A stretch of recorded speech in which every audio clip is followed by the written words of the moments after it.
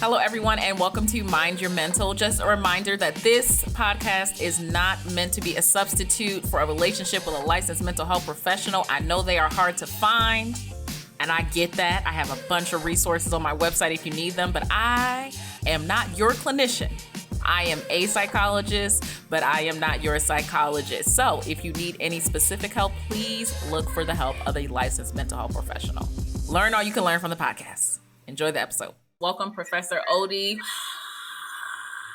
Thank you so much. I was talking earlier about how I just really appreciate having more Black men in the platform because once again, y'all gonna hear me say it a million times, Black men, mental health professionals, professors, all that are very much unicorns. And I also wanted to talk more about the fact that you specialize in emotional intelligence. And I'm going to be honest, you are actually the first person who I've seen specialize in emotional intelligence. Now, I do know someone who she specializes in it in the corporate space and things like that. But you also have your own community as well. So can you tell me more about not only your journey into mental health, but what made you decide to focus on emotional intelligence, especially since it's so needed in all communities, but especially the Black community where our emotions aren't even acknowledged? Most definitely. So I get this question a lot. And the person who really inspired me to go into mental health was my mother, right? My mother was the person who assisted me in learning how to process my emotions, learning how to acknowledge my emotions, learning how to really talk about what it is that I was feeling. But also my mother has a unique gift of speaking life into people, right? And it's not in a way that's what people would call coddling. It is more so a direct, but also accountability-based dialogue, right? So for me, I recognized that this was something that was very enriching, but also she was able to hold me accountable without making me feel shame, right? Or making me feel guilt. And I recognized that was a skill set. I recognized that was a gift, right? So later on down the line, when I went to Alabama State University, shout out Hornets, the first time I ever got straight A's in my life was in my psychology minor. The first time in my life, got straight A's, psychology minor. I was like, I might have to, Yeah. Hey, everyone, just a reminder that Mind Your Mental is not just a podcast. It is also a amazing community, if I do say so myself. It's phenomenal. I mean, you get more access to me. What more could you want in this life? So if you want to join the community, if you're not already on the community, go to my social media. My social media is the same, Raquel Martin, PhD, and DM me the word community so you can get details on joining this amazing flipping community. You get more access to me, y'all. I'm a delight. All right. Hope to see you there. Do this. I went into some classes that didn't bore me. And I was like, yo, that in Black history, I'm like, yo, I may have to do this. Very intriguing. You feel what I'm saying? So I graduated 2015 from my undergrad, then went to Florida Agricultural Mechanical University. Shout out to the family. You feel what I'm saying? And I went to one of the only Afrocentric psychology programs in the nation, right? So a number of past presidents of the Association of Black Psychologists came through that program and taught at that program. So when I tell people I sat at the feet of the elders and I actually learned what it is that I know, I'm not hyperbolizing. That's what it is that I did. Actually, one of the previous presidents, Dr. Huberta Jackson Lohman, was one of my professors, right? So it's I actually was in that space soaking in all of this information, and I understood from a lot of context that the way that we perceive psychology and the way that we even ordinate the universe in a lot of different ways is based upon an epistemology that is not ours, right? So when I recognized this cultural disassociation, I began becoming very intrigued by the idea of how it is that we as Black people ecologically have been developed in such a way where our emotional intelligence, our cognitive intelligence has consistently been questioned, right? We are the victims of a 500-year cultural gaslighting campaign, right? Everything that you have touched, everything that you've learned, everything that you have embodied, somebody else has identified it as inferior. So most of the things that you question about yourself come from a space of a myth. Black inferiority is a myth, right? So when I started getting into psychology, but specifically community psychology, right? Because that's the name of the program. Community psychology is not just about the individual. It's about the individual in context, right?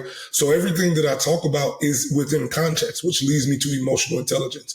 So for a number of people, they use the word emotional intelligence, but it's like it's loosely used. So emotional intelligence is not just about you. It's about the environment that you're in. It's also about the people around you, right? So it's the ability to identify, the ability to identify, process, and comprehend not only your emotions, but the emotions of people around you, and to engage in judicious decision-making based upon that interaction. But when we talk about it from this perspective, it then becomes less about what am I feeling, and also the interdependence of how it is that my feelings affect the people around me, and how it is that the feelings of the people around me affect me. But in the Black community, we just call that the vibes. So in my mind, I'm just studying the vibes. I love the fact that you said, bottom line, like emotional intelligence is you have to look at the emotions in context, right? Because what we were saying before about it being therapy, you don't need therapy to heal, but you do need community. And I think a couple of things. One, I think the whole hustle culture has contributed to a little bit of like us dehumanizing ourselves in the way that like it has been placed on us, because most of the time, if we're talking about Black excellence and the hustle thing, we're also losing access and connection to our community because we're doing so much stuff. I think I do that at times, taking on like a million different tasks. But when I do that, I notice that I'm less connected. Like I'm less able to be present, not only for myself, but also for those around me. And that's the most important thing in life, right? Like people will say stuff like, oh, I'm doing this for my family and I'm doing this for my kids. And I'm like, okay, when's the last time you saw either of those people? Because you're doing something like doing it. I guarantee you they just want your presence, right? Do you have what are some signs that you have noticed in anyone, but of course, particularly within the Black community, where that someone has that emotional intelligence and that someone may not have that emotional intelligence, whether they're aware of it or not? So when I ultimately boil it down, empathy. If we were to put it once again, into context, when you remove that ability to connect, or when you remove that presence, the person then has to harden themselves against that absence, right? That person has to make themselves believe that I no longer need this, right? I do not need this in order to survive. So then when they come to a person who recognizes that that's not their ministry, they are no longer able to empathize with this person. They are no longer able to be present with this person, right? They are no longer able to see this person because they cannot see themselves, right? So in a lot of different ways, when we talk about empathy, right, this idea that me being able to put myself in somebody else's shoes, right?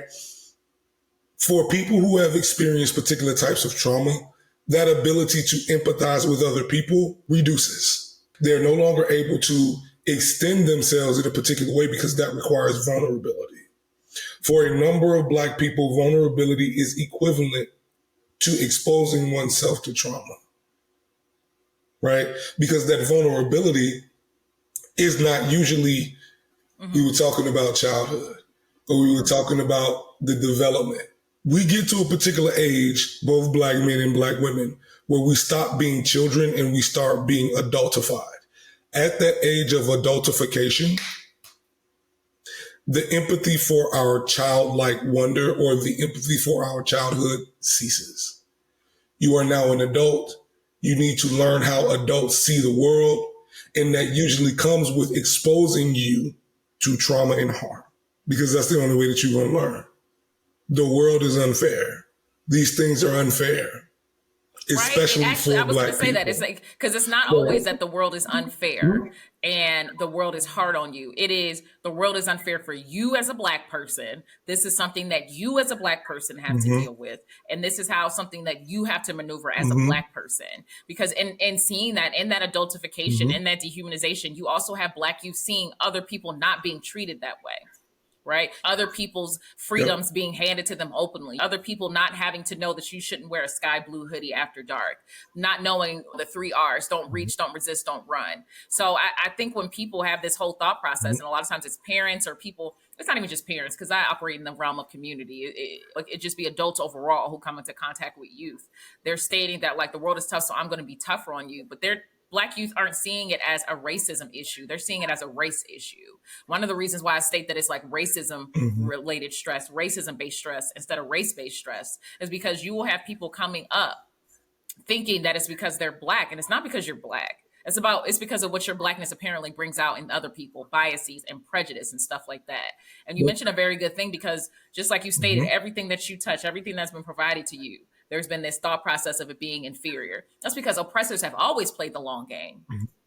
Always played the long game. Like it's the reason why people get exhausted and it takes so much time and they're trying to upend institutional oppressive systems is because they put it in the institute, like they put it in the groundwork. They knew I'm gonna die one day, but you know what? This policy is not. I'm gonna die one day, but this school to prison pipeline and the policies of education and what we see as inferior and superior, that's not. So I don't even have to think that my racism is gonna go away, because I put it in your bills and your policies and your laws. I put it in your programs. I put it in the language in which you can't even get a high school diploma without learning about my history as the oppressor and as the colonizer. I put it in everything.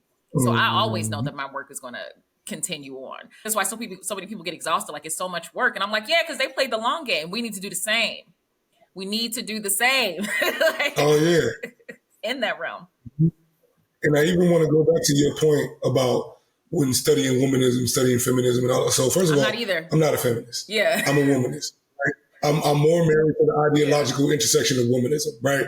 Because once I started breaking it down, I'm like, yo, I always say that feminism is white supremacy in a dress, and it's historically accurate. Like you can't take me off that mountain, and that's a hill I'm ready to die on each and every time, right? But what I learned, I think the book is called Sexual Science, right? So when I started researching where gender roles came from, 19th century Victorian Europe was a wild place, bro. It was a wild place.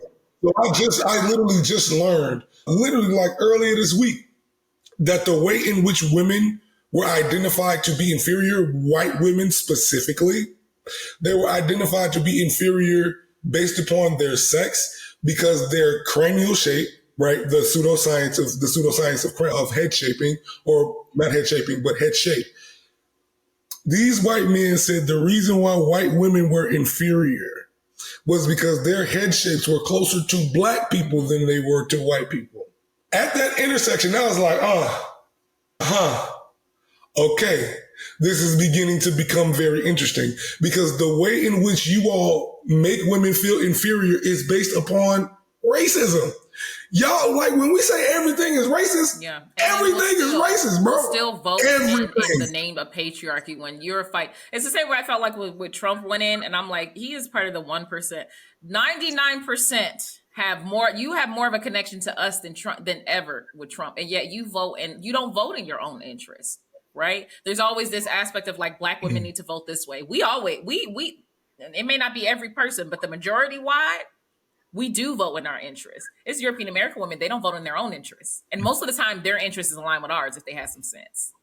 But that's not what's happening, right? Like, it's in no way. That's why I'm just like, why would you really think that, like, after you start taking away people's rights that you don't have their intersecting identities, you don't think your rights will be next?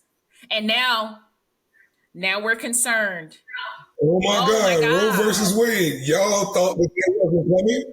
Because once again, that 19th century Victorian science said that your only purpose as a woman, especially a white woman, the reason why women should not work, it is to preserve the energy that is necessary in order to bear children. That is it. The inferior races, the Asians and the Africans, These were the communities where women worked. So you had no sex-based oppression. And I tell people this all the time, especially black men. I'm like, yo, you realize that the countries that you came from, there was no sex-based oppression. The reason why you see it that way is because it was taught to you that way. That's not how it existed. Because even when people ask about, like, one, I want to clarify something. When Professor Odie is stating inferior races, black and Asian, he's meaning this is their words. This is not how he feels, because y'all just met him. I know him, but but I'm just saying they gonna follow you after this, clearly, because he know what he talking about, don't he? Yeah. I'm saying, I just, everybody on the show, I'm just saying, I've been following these people for a minute, and I'm. Like, do I look like the type bull who would think Asians and Africans are inferior? All skin folk and kinfolk. So I just want to clarify, because I'm picking up what you're putting down, but I just wanted to clarify that. But also, I was going to state that the reason why that whole thing being taught, a lot of times we'll have this conversation, just like you mentioned, about like masculinity and femininity, and people and men being like they're not feminine, and women being like I'm too masculine, stuff like that. That even that dichotomy. Like the same way you're talking about the gender roles being taught, even the dichotomy of like masculinity and femininity, that's something that was taught. Because something who takes the time, as someone who's taken the time to just read more about text, that like I need translators and stuff like that. And thank God some stuff is translated into English, because most of the stuff I wouldn't have access to. The whole aspect of like masculinity and femininity, most of the time, especially in cultures of African descent, African cultures, it's understood that these are housed in one person. Like it's not. It doesn't mean like man and woman. It's just the thought process of masculinity and femininity. It was never the thought process until we get to the Americas that it can only, you have one being more superior than the other, only one residing in a person. It's only men can be masculine, only women can be feminine. Like that is something that was also taught to us. So when people have these conversations about men being like, I'm not feminine, I'm like, I already got to stop listening, because you don't even realize that that's something that was taught to you, like that only that masculinity and femininity are at odds, that they're not two intertwining forces that contribute to you being a whole. Like just even the thought that like, oh, this is not something that resides in me. I already know, like, and you're not educated enough to have this conversation with. I just rock out. And I'll be like, that's biologically illogical. Both men and women have particular levels of testosterone and estrogen in them. So how can you say that energetically? Like even if we break it down to the point of the presence of an quote unquote energy or a organism within you, you literally, as a human being, have both testosterone and estrogen in you. It may be trace amounts. I don't give a damn.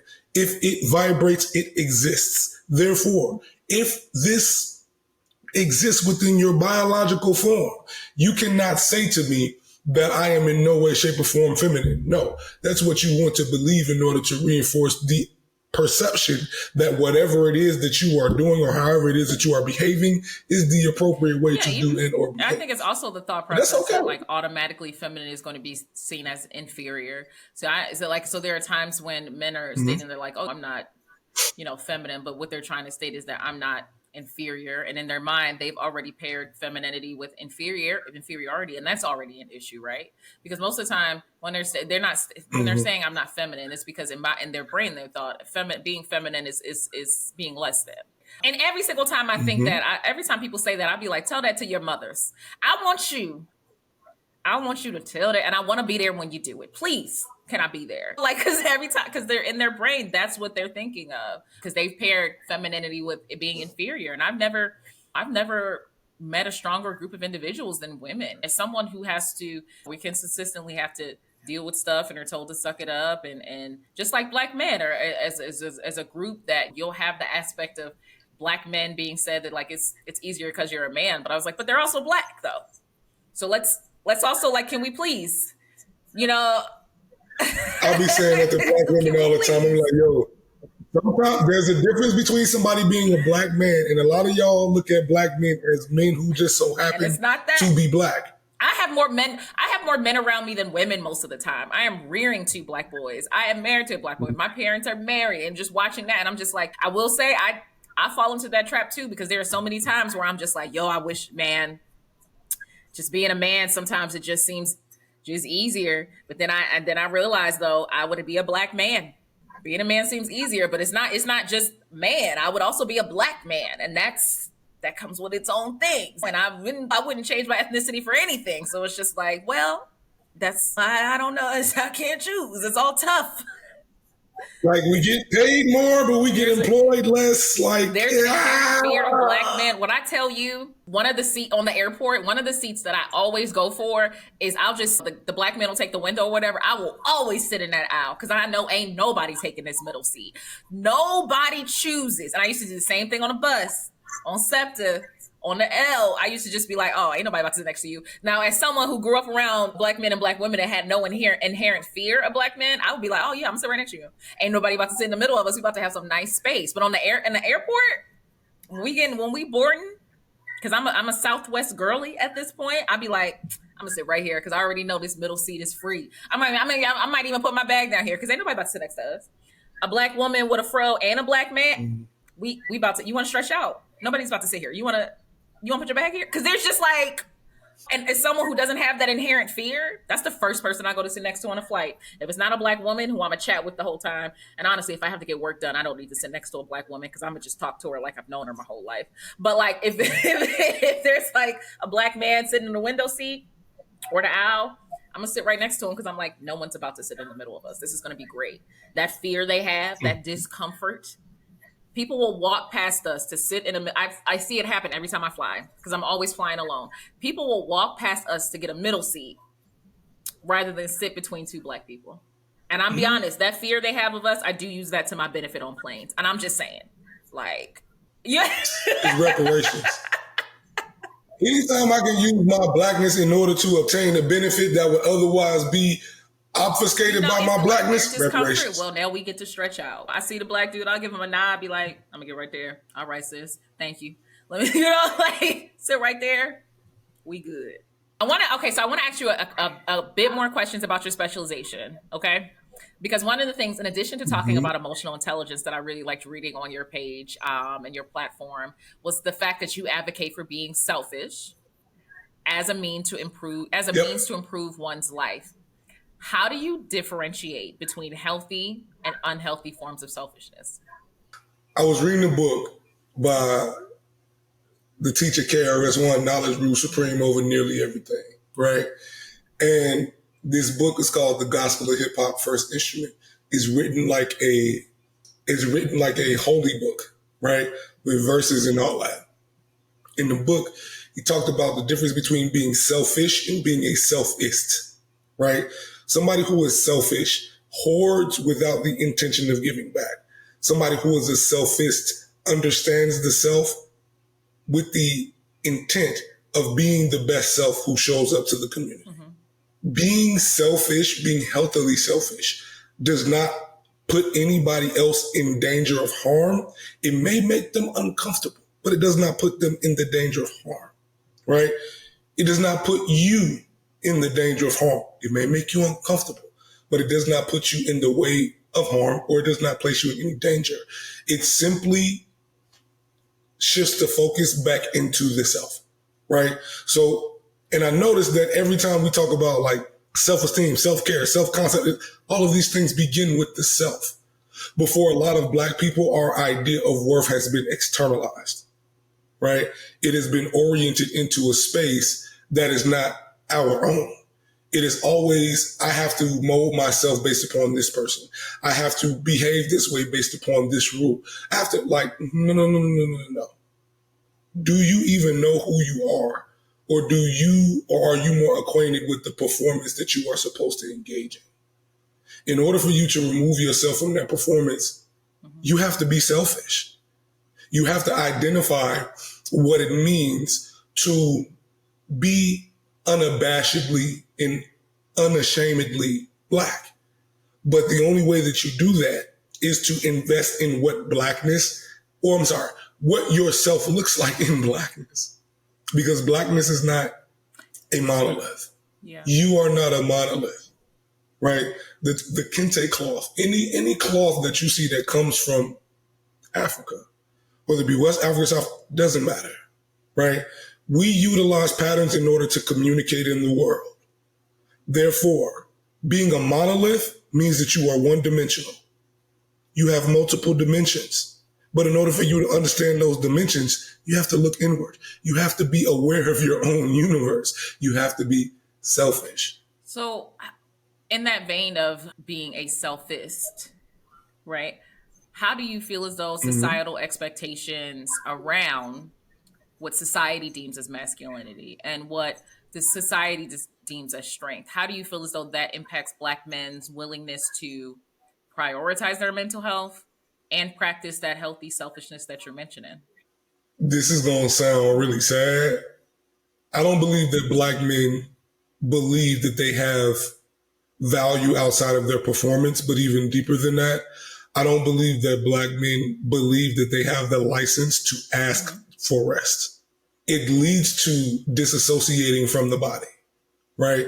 I don't like, man, before I had a nervous breakdown in college, I was listening to I Don't Get Tired every single day. And then your body said, for real. Every single day. For real. It was one of the scariest moments in my life, right? But that was also the moment where I knew I was like, yo, I gotta learn how to regulate, right? I have to learn how to understand that even as a man, me being tired does not mean that I'm inferior. Me being tired does not mean that I'm somehow either lazy or unworthy or shit. Like, no, bro, I just need to go the fuck to sleep. I need to be one with myself for a minute. Like, I need to breathe, right? A number of Black men feel like every single one of their breaths is designed for somebody else. And when they start breathing for themselves, people look at them as if though they've done a large disservice, right? But the reality of the situation is when you sit down and you actually talk to brothers, what you will find in that conversation is trauma. What you will find in that conversation, once again, is that vulnerability. I've done this before. I've engaged in this before, and I was not reciprocated because people took me for granted. It was expected. So I watched a Barbie movie with my partner a couple of days ago, and it was funny. It's hilarious, right? I was like, all of this is hilarious. But at the end of the movie, what Barbie said to Ken was that I should not have taken you for granted. And I was like, there are a number of people who take for granted, including men, who take for granted the effort and the work that is required in order to sustain particular systems, right? Black men a lot of times take themselves for granted because they have learned how to associate their value with performance. So as long as I continue to perform and I, once again, am able-bodied, I'll be valuable. But what does that mean?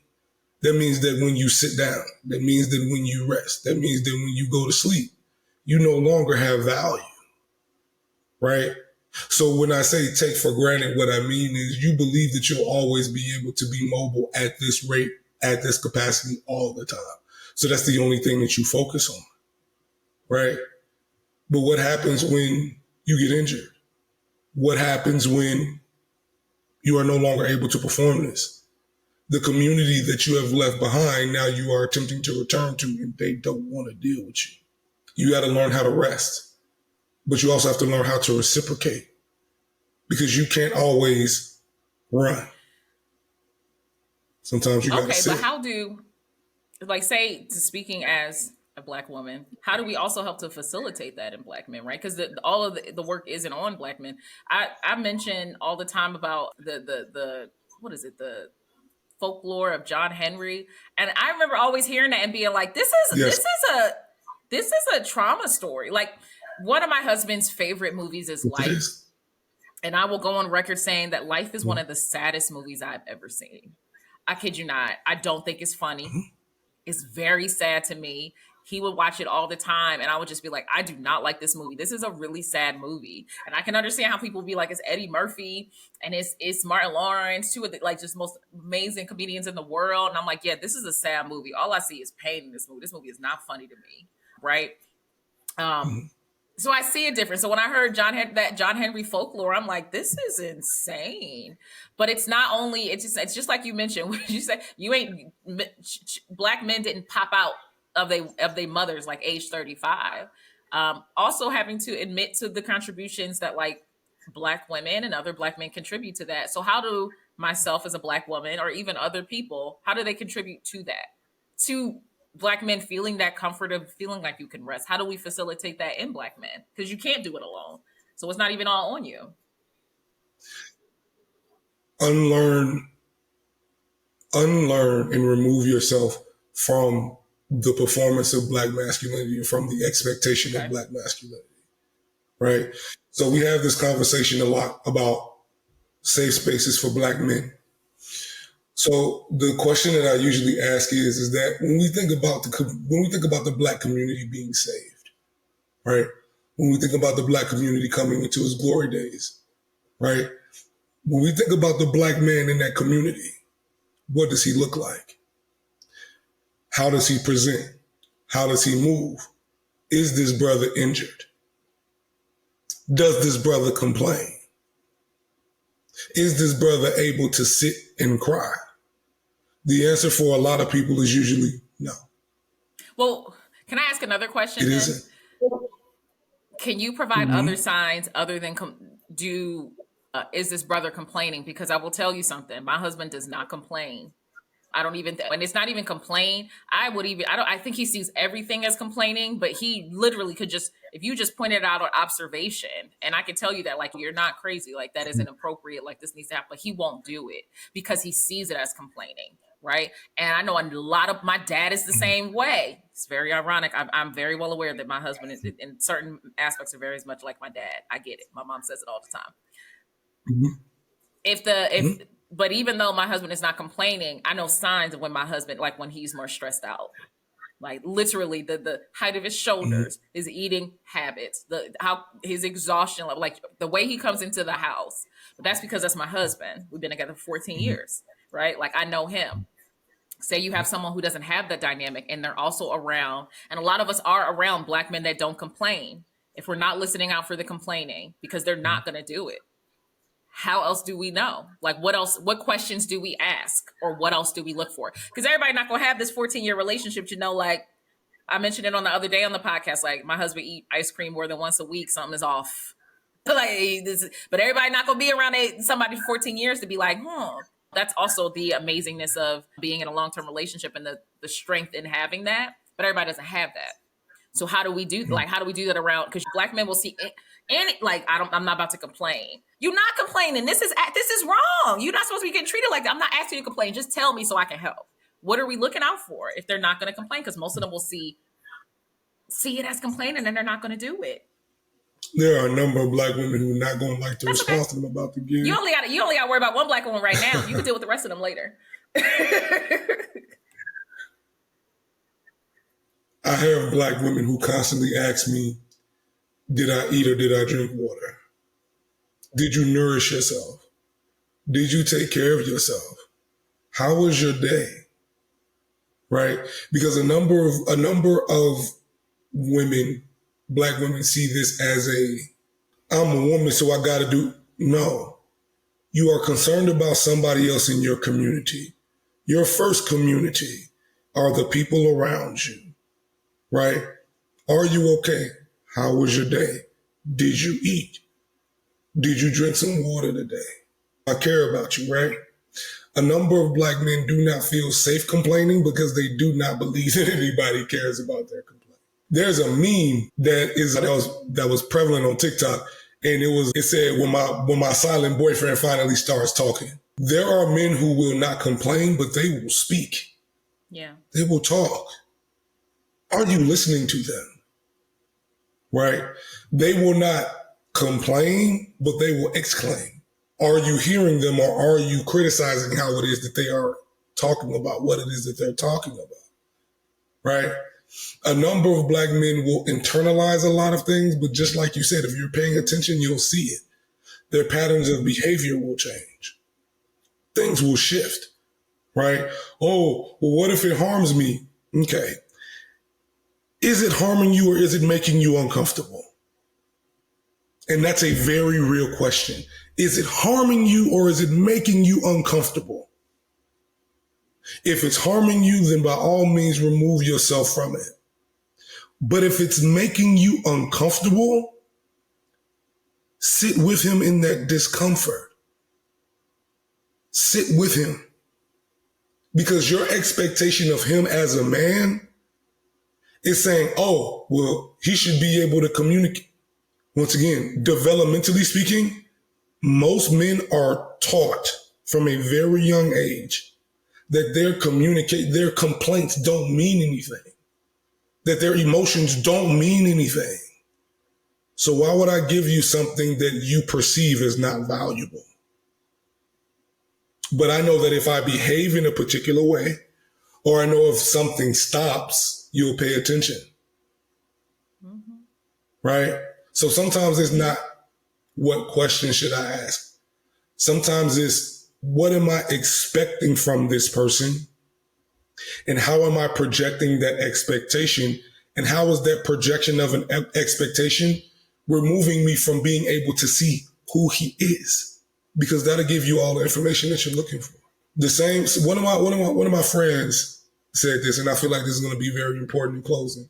She said that when I started treating my significant other with the same empathy that I treat my homegirls, our entire relationship changed. I love that because, to be honest, other than like the physical stuff, I see my friendships the same as I see my husband. He's one of my best friends. I treat him the same. Now, I ain't getting down with my girls the same way I get down with my husband, you know what I'm saying? But like that's the only, in my opinion, that's the only difference between my relationship with my husband and my relationship with my girls. That's the only difference. I treat them exactly the same. Well, that was amazing. Thank you so much. Tell the people where to find you. As always, your info is going to be in the show notes, but tell the people where to find you and all the projects that you're working on right now. I know for a fact that you have a community as well. So start with that and then continue. Yeah. What I have is called the Love Community, the Love Tribe. It's LUV. What we do in this community is that we focus on emotional intelligence. We focus on communication. We focus on building boundaries. We focus on understanding how to engage with the self so that not only do you learn how to engage with the self, but you learn how to engage with others in ways that are reciprocative and not regressive. You can find me everywhere, Professor.Odie or Professor_Odie. And good people, great people, guys, people, I got to go do my service to the community in 2 minutes. You dig what I'm saying? Thank so Dr. you. Martin, thank you so much for having me on your podcast. Thank you. I appreciate you.